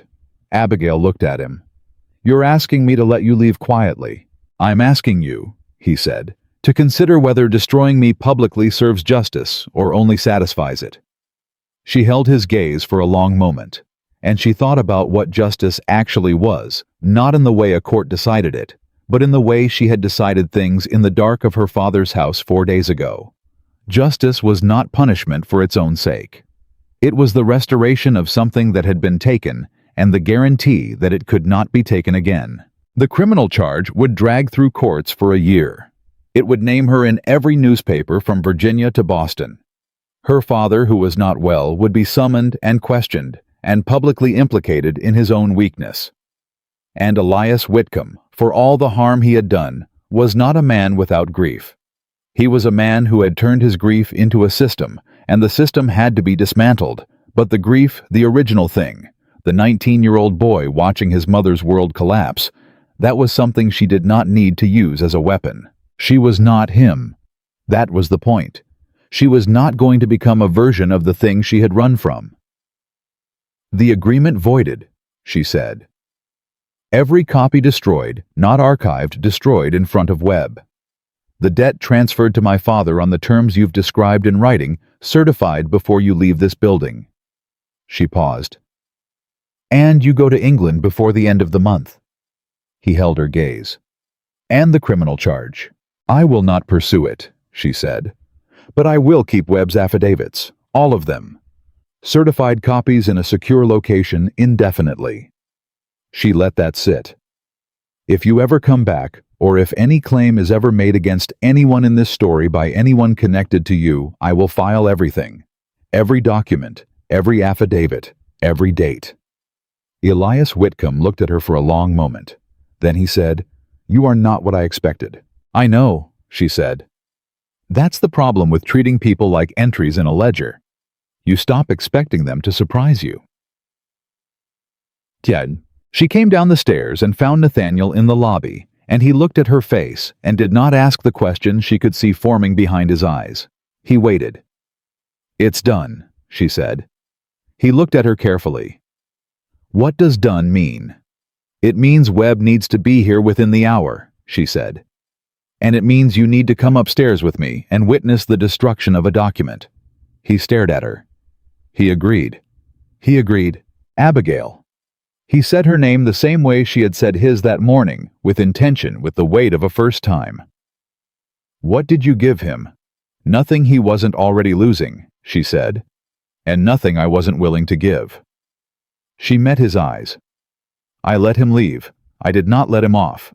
There is a difference, and it matters to me that you understand it. He looked at her for a moment, with the expression of a man who has been watching someone be exactly who they said they were, and is still somehow surprised by it. I understand it, he said. Good. Send for Webb. Webb arrived in 40 minutes. He came with his clerk and his leather case, and the expression of a man who had been dragged from his preparation for a court filing, and was not yet certain whether to be relieved or annoyed. Nathaniel explained on the stairs. By the time Webb walked into the room where Elias was waiting with his 2 lawyers, the annoyance had settled into something more like professional respect for the efficiency of the outcome. The agreement was destroyed. Not symbolically, Webb cut it himself with a small knife from his case twice through, and then Elias's lawyer burned both halves in the fireplace while everyone watched. The debt transfer document was drawn up on the spot by Elias's own solicitor terms, dictated by Abigail, written by the solicitor, witnessed by Webb, Nathaniel, and Elias himself. 20 years. No interest. Full title on the Mercer land remaining with her father for the duration of his life. Elias signed it. He signed it with the same careful hand that had signed everything else, and he did not look at the paper when he set the pen down. He looked at Abigail. I will leave before the end of the month, he said. I know you will, she said. He picked up his mother's miniature from the table, the last thing he took, and he put it in his coat pocket, close against his chest. Then he walked out. Nathaniel stood at the window after Elias's carriage had gone from the street below. He stood there for long enough that Abigail came to stand beside him, not touching, not speaking, just beside him, which was, she had learned about herself in the past 4 days, the only version of comfort she trusted to give, without also taking something back. He's really going, Nathaniel said. He's really going. I spent 12 years. He stopped, turned the signet ring on his right hand, the slow rotation she had catalogued from the carriage. I don't know who I am without that debt. I know that sounds... It sounds true, she said. That's what it sounds like. He looked at her. It'll take time to find out. Most true things do. He was quiet for a moment. Then, there is going to be a legal process still. The voiding of the agreement will require a formal filing. My own situation, the deed, what Elias knows, that will likely have to be addressed regardless. I know. I could face real consequences. I know that too. And you're not concerned that I'm concerned, she said. I'm not indifferent. I'm not pretending any of this is simple. She looked at him directly. But you stood up in that room yesterday and told your cousin you would not be the reason I lost this. And you stood in that lobby today and didn't ask me what I had given away to make it stop. You waited for me to tell you because you understood that it was mine to decide. She paused. A man who gives you the room to be yourself is worth some concern. He held her gaze for a moment. That is the second most honest thing anyone has said to me in recent memory. What's the first? What you said on the stairs, he said quietly. That I am the reason you have a case. He looked down at the ring. I've been a man other people used for a long time. I would like to practice being something else. Abigail looked at him. What's something else? He looked up. Useful, honestly. Without the accounting. She was quiet for a moment. Then she said, That is a reasonable thing to want. Do you think it's possible? He asked it without irony, without performance, the way you ask a thing when you genuinely don't know the answer, and you are asking the person most likely to give you an honest one. I think, she said carefully, that a man who rides out at midnight for imperfect reasons and then tells the truth about them for 4 days straight is probably already further down that road than he realizes. She picked up her mother's miniature from the table, where she had set it before going upstairs.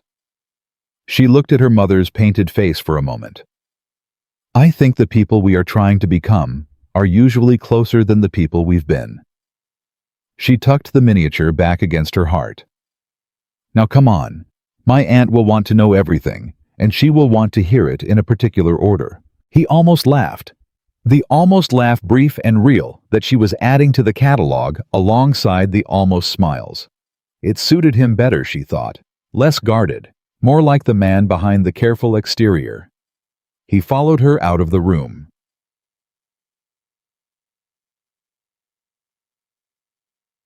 The letter from Virginia arrived the next morning. It was from a neighbor of her father's, a woman named Mrs. Calloway, who had known the Mercer family for 30 years, and it said, in the blunt, kind language of a woman who had delivered difficult news many times and knew that kindness was best served by plainness, that her father had collapsed 2 days ago, that he was in bed with the doctor attending, that he was not in immediate danger but that he was not well, and that she thought Abigail should know. Abigail read it at the breakfast table with her aunt and Nathaniel and said nothing for a long moment.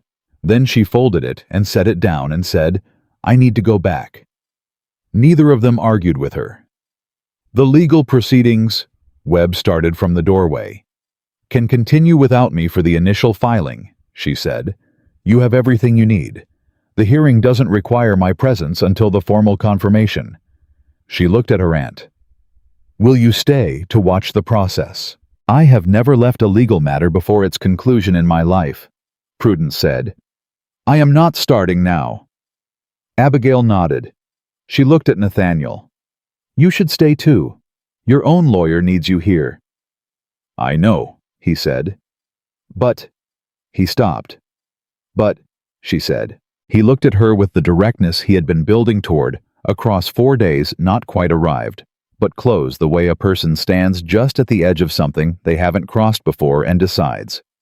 "Is your father's house safe for you to return to alone?" She thought about it honestly. "He is not a violent man," she said. "He is a weak one, which is different. And I'm not going back to stay. I'm going back to see him before—" She stopped, pressed her lips together. "Before I can't." Nathaniel nodded slowly. "All right," he said, and then carefully, "Will you write?" She looked at him. The question was small, but it wasn't. She understood that. "Yes," she said. "I'll write." She left the next morning with her carpet bag, which was lighter now than it had been when she'd arrived. She had given her aunt the spare dress, the stockings kept only the shawl. She still had the 3 coins. She had not spent a single one, she thought, as the carriage rolled south through the Pennsylvania morning, about her father's face when she walked back through the front door. Not the window, the door. And about what she would say to him, and about what it meant to forgive someone who had made you a line item in a transaction, and then written a letter of apology without retracting the transaction. It meant understanding that a person could be wrong and sorry at once, and that sorry without action was still sorry, still real, still worth the weight of a daughter's acknowledgement, even when it was not enough to be absolution. She was not going back to absolve him. She was going back because he was her father, and because she had run from that house with 3 coins and her mother's face, and she had fought and won, and she owed him the truth of that, if nothing else. She was going back as herself, fully, without apology and without armor. That she thought watching Virginia come up slow through the carriage glass was what winning actually looked like.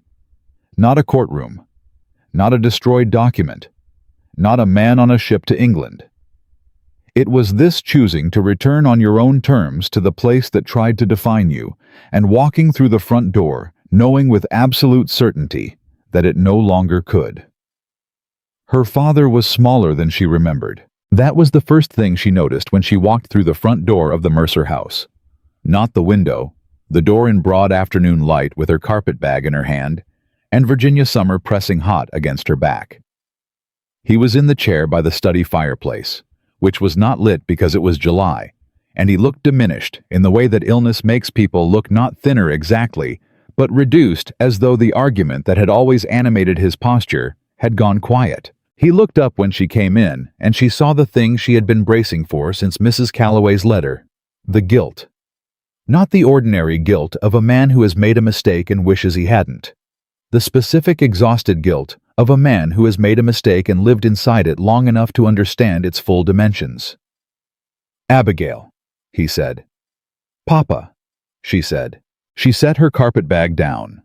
She sat in the chair across from him, which she had done 10,000 times in her life across this fireplace, in this study, in this house, that had once been large enough to contain a whole family's life, and now felt like a coat that had been made for someone younger.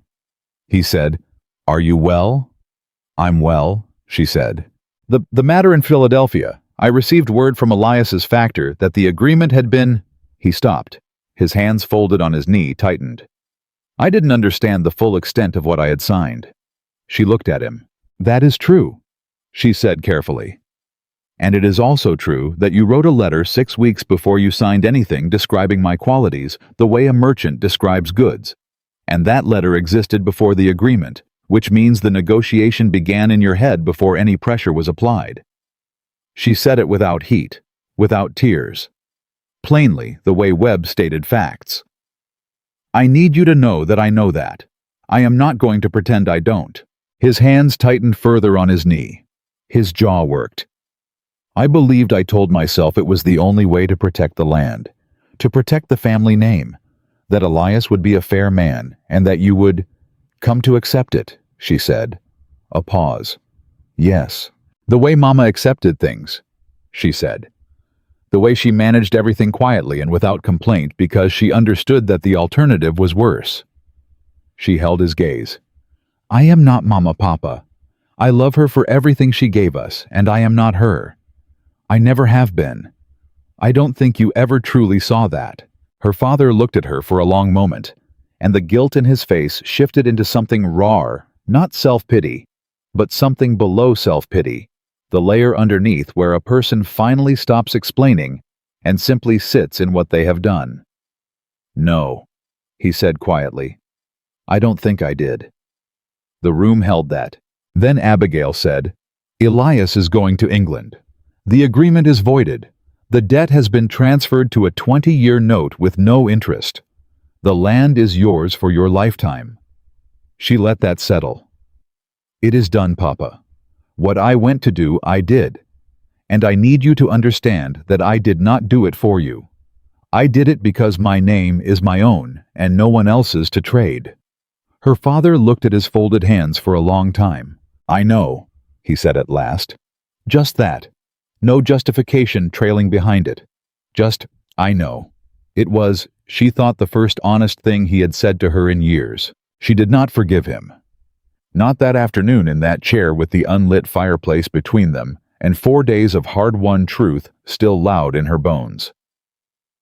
Forgiveness was not a decision you made in a single sitting. It was a thing you moved toward over time, in the way you move toward any difficult destination, by choosing repeatedly to keep walking. She chose to keep walking. "I'm going to stay for a while," she said.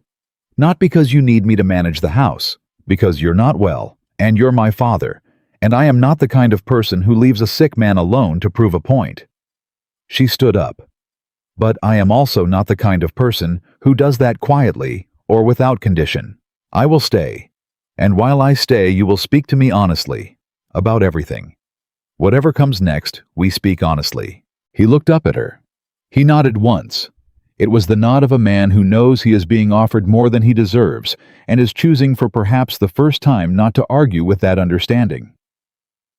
"All right," he said. She picked up her carpet bag and went upstairs to her room. Not through the window, up the stairs through the hallway in the full ordinary light of a Tuesday afternoon. The letter from Philadelphia came 10 days later. Webb's handwriting precise and spare, the formal filing had been accepted. The agreement was officially voided by the Court of Common Pleas. The debt transfer document had been recorded.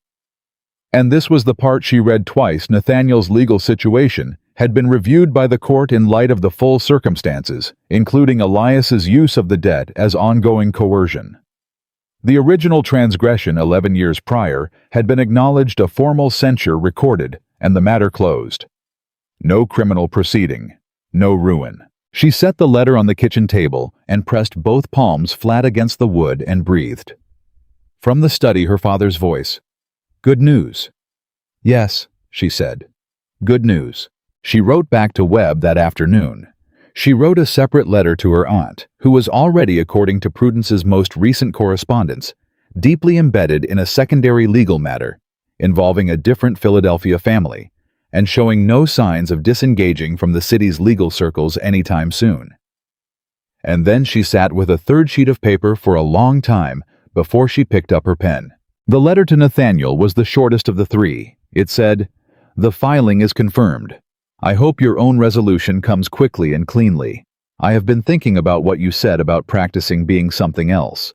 I think this counts as the first day of practice. A.M." She posted all three before she could reconsider any of them. Her father's health did not improve. It did not dramatically worsen. It settled into a plateau that the doctor described as manageable, and Abigail described privately as her father's body doing exactly what her father had always done, holding on through sheer habit without particular strategy. They talked more than they ever had. In the evenings in the study, with the summer heat giving way to the first cool nights of early September, she sat across from him, and they talked about her mother, and about the farm, and about the years between her mother's death and this one, all the years that had accumulated without anyone particularly tending to them. It was not easy. It was not warm the way she might have wished.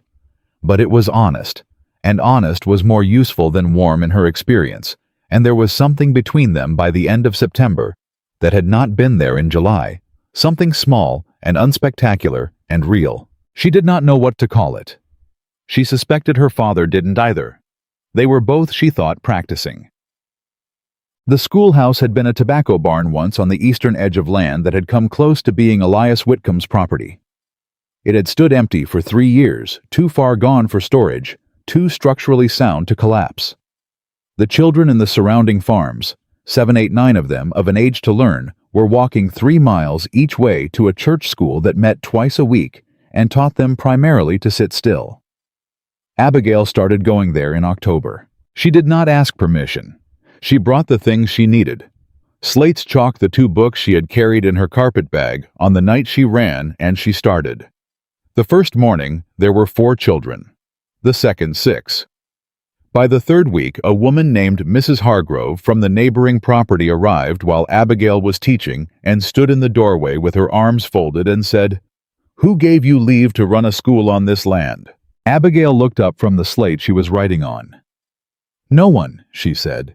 "This land belongs to my father," Abigail said, "whose name is on the deed and who told me last Tuesday morning over breakfast that I could use the barn for whatever I saw fit." She held the woman's gaze. "If you'd like to confirm that he is at the house, if you'd like to send your children, school starts at 8. Mrs. Hargrove looked at her for a long moment. Then she looked at the 6 children sitting on rough benches, with their slates on their knees, looking back at her, with the particular expression of children who have learned to be very still when adults are negotiating. "Mine are 7 and 9, she said finally.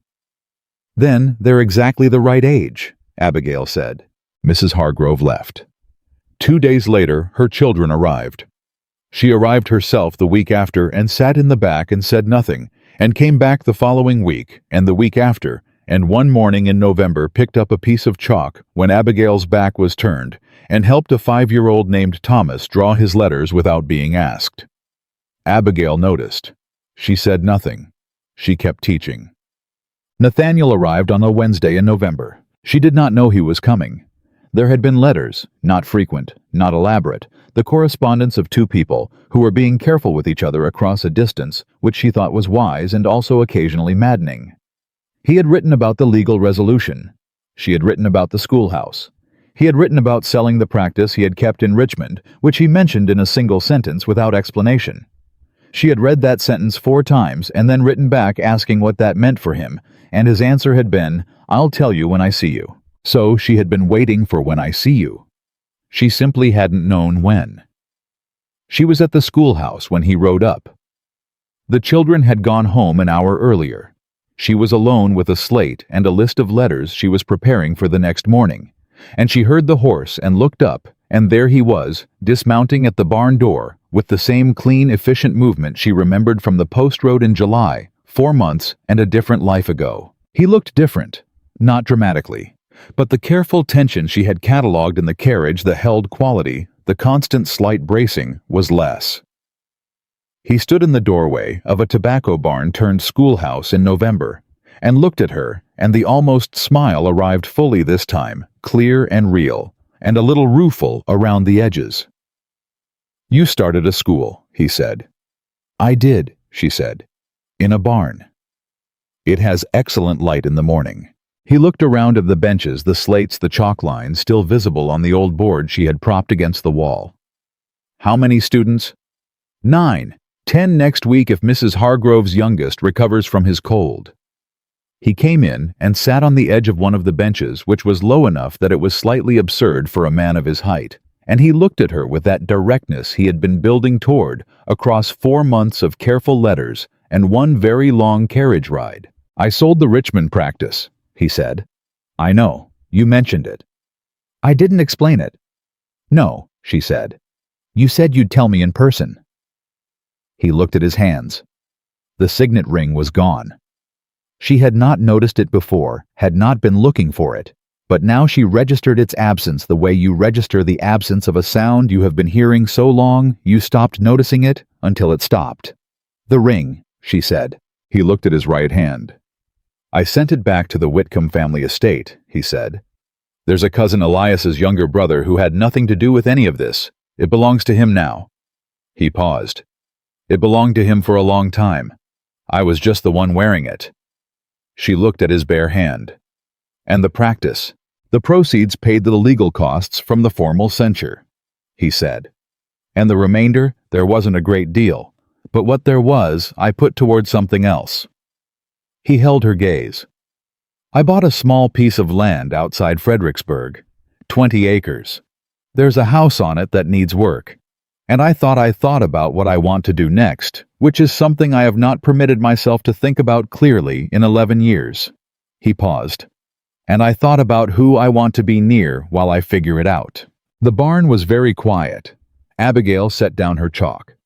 She looked at him for a long moment, this man who had ridden out at midnight for imperfect reasons and told the truth about them, who had stood in a parlor and said, "I will not be the reason she loses this," who had sent his family ring back to where it belonged, and paid his debt honestly, and ridden to Virginia in November to say the rest of it in person. "Nathaniel," she said, "if you are about to offer me something—" "I'm not offering you anything," he said. He said it quietly and clearly, the way he said things he had decided before he arrived. "I am not here to offer you protection or provision or a name to replace the one Elias tried to take. I have sold most of what I had, and I have 20 acres and a house that needs work, and I am a man who is learning to be honest, and who is better at it than he was 4 months ago, but still not as good as he would like to be." He met her eyes. "I am here to ask if I can stay near you while I keep learning. Not as a creditor or a rescuer or a husband if that's not what you want. As someone who is in your proximity and who would like to continue to be." She looked at him. "That is not a very romantic proposition," she said. "No," he agreed. "It's an honest one." She stood up. She walked to the bench where he was sitting, which put her at eye level with him for the first time since the early morning on the post road when he'd dismounted from his horse. She looked at him directly the way she had been looking at people directly her whole life, with the full assessment she had been told repeatedly was too much for polite society. He held it. He always held it. 20 acres outside Fredericksburg," she said. "Yes." "And a house that needs work. Considerable work. And you want to be near me while you figure out what comes next." "Yes," he said. "I do." She was quiet for a moment. She thought about the carriage in July, and the 3 coins in her pocket, and her mother's miniature warm against her chest, and the 6 minutes she'd had on that trellis to decide what her life was worth. She thought about Elias's face in the hotel parlor, and her father's face in the study chair, and Webb's face when he read the certified stamp, and her aunt's voice saying, "Fear of the right things is useful." She thought about what she wanted, not what was available, not what was safe. What she actually honestly, without negotiation or compromise, wanted. "There are conditions," she said. He almost smiled, the full smile, not the almost. "I expected that." "I will not stop the school," she said. "Whatever else happens, the school continues. It is mine and I built it, and 9 children are depending on it." 10 next week, he said. 10 next week, she agreed. "Second, I will not be managed. I will not be guided or steered or handled. If you disagree with the decision, I make you say so plainly, and we discuss it, and sometimes you will be right, and I will change my mind, and sometimes I will be right, and you will change yours, and neither of those outcomes will be cause for either of us to keep score." "Agreed," he said. "Third," she paused. "I am not afraid of you. I want you to understand that. I was afraid on that road in July because I did not know you. I know you better now, and what I know does not frighten me. It is the closest I have come in a long time to trusting someone who is not my aunt." She held his gaze. "I need you to understand what that means to me and to treat it accordingly." He stood up from the bench. He stood up slowly and carefully, the way he did everything when it mattered, until he was fully upright in front of her, close enough that she was aware of the November air and the quiet of the empty barn, and the particular quality of this moment, its realness, its imperfection, its total absence of the kind of dramatic orchestration she had read about in stories and never once believed in. This was not a story moment. It was a real one, and real was she had decided a long time ago better. "I understand," he said, "and I will treat it accordingly." He paused. "May I stay?" She looked at him. "Yes," she said, "you may stay." He stayed. He took a room at a boarding house in the nearest town, which was entirely proper, and which her aunt, when she heard about it in a letter, Prudence read 3 times before responding, approved of, with the succinct annotation, "Good." He came to the schoolhouse 3 mornings a week and sat in the back the way Mrs. Hargrove had, and helped where he was asked, and stayed out of the way where he wasn't. He was unexpectedly good with the children. Not in the soft, accommodating way of a man performing gentleness, in the precise, honest way of someone who answered their questions directly and did not talk down to them and treated their interest in things as real, which it was. Thomas, the 5-year-old, who had been drawing his letters with Mrs. Hargrove's help, decided by December that Nathaniel was the appropriate person to ask about everything not directly related to letters and numbers. Nathaniel answered these questions about horses, about distances, about why rivers moved the way they did, with the same careful honesty he applied to everything. Abigail watched this from across the room and did not say anything about it, but she noticed, and she filed it in the place where she kept the things that mattered. Her father died in January. He died in his own bed on a Tuesday in the early morning before the household was fully awake. The doctor said it was his heart. Abigail thought it was the accumulated weight of a life spent choosing convenience over courage, which eventually, in her experience, became its own kind of cardiac event. She sat with him in the last days when he was mostly sleeping. She held his hand when he was awake, and spoke clearly when he asked her things, and let the silences be what they were. He asked her once on the last day he was fully conscious if she had forgiven him. She thought about it, honestly, the way she thought about everything. "I am in the process of it," she said. "I don't think forgiveness is a moment. I think it's a direction." He was quiet for a while. Then, "Your mother would have said the same." "No," she said gently. "Mama would have said yes immediately, because that's who she was." She squeezed his hand. "I'm someone different, but I'm still going in the right direction. I need you to know that." He squeezed back, weakly but clearly. He died 2 mornings later in his sleep with the debt paid and the land secured and his daughter within 20 miles. Not absolved, but not alone. The funeral was small. The people who came were the people who had known the Mercer family through its good years and its bad ones, neighbors, the doctor, Mrs. Calloway, several of the farming families whose children now attended the schoolhouse. Mrs. Hargrove came and stood in the back and said nothing, and that was exactly right. Nathaniel came. He stood beside Abigail, not behind her, not in front of her, beside in the January cold, and he did not try to fill the silence or explain the grief or make it into something manageable. He simply stood there, which was what she needed and which he seemed to understand without being told. Afterward, walking back from the churchyard, she said, "He asked if I'd forgiven him." "What did you say?" Nathaniel asked. "That I was in the process," she said. "That forgiveness is a direction, not a moment." He was quiet for a beat. "Do you think that's true?" "I think it was true for me in that room," she said. "I think it's different for everyone." She paused. "Do you forgive Elias?" He thought about it for the length of several steps. "I think," he said slowly, "I understand him better than I forgive him. And I think I am grateful for the difference because understanding is something I can carry without it burning." She nodded. "That's honest." "I'm practicing," he said. She almost smiled. "You're getting better at it." Spring came. The schoolhouse added 2 more students, a girl of 11 named Clara, whose family had moved up from the south, and a boy of 8, who came alone the first morning and told Abigail his name was James, and that his father said learning was for people with time to waste, and that he had decided to come anyway. Abigail looked at him for a moment. Then she handed him a slate and pointed at the bench next to Thomas. "Your father is wrong," she said. "Sit down." He sat down. He came back the next day and the day after.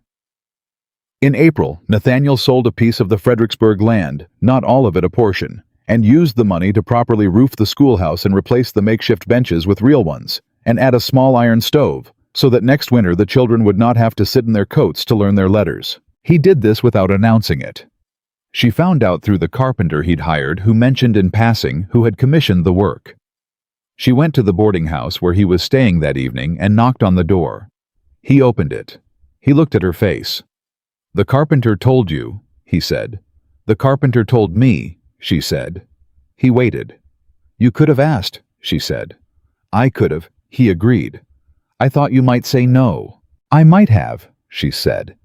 "That was my decision to make." He nodded. "You're right. I overstepped." He said it without defensiveness or elaboration. "Just you're right." She looked at him for a moment. At his face in the April evening light, honest and careful and imperfect, in the specific ways she had catalogued over months of careful proximity. At the bare right hand that had learned to hold things differently, now that it wasn't wearing someone else's obligation. "The stove was a good idea," she said. "I know," he said. "I just should have asked first." "Yes," she said. "Next time ask." "Next time," he agreed. She looked at him for one more moment. Then she said, "Come to the schoolhouse tomorrow morning. Thomas has a question about rivers that I told him you would answer." He almost smiled. Fully smiled. The full real one that she had been watching arrive in increments since July, and was now simply there, settled, no longer something becoming, but something that was. "I'll be there," he said. She walked home, not away from him, not toward a next destination. Home, the Mercer house. Her house now, with the debt paid, and the front door she had been walking through all winter in daylight on her own terms, without a carpet bag in her hand or a clock counting down the minutes before someone discovered she was gone. She opened the front door herself. She had been doing that for months now, and it had not gotten ordinary, and she did not think it would. Some things she had learned stayed remarkable, not because they were dramatic, but because they were true, because they were what you had chosen fully, with full knowledge of the cost, without anyone holding the door for you or requiring something in return. She stepped inside. She had once measured freedom in footsteps across a frozen field, counting the seconds before a household woke, and a signed contract was used to collect what she owed. She had run with 3 coins, and her mother's face, and nothing else, and she had fought with documents and testimony, and the particular undramatic courage of a woman who decides that her name belongs to her, and does not stop deciding it. Now she measured it in something quieter.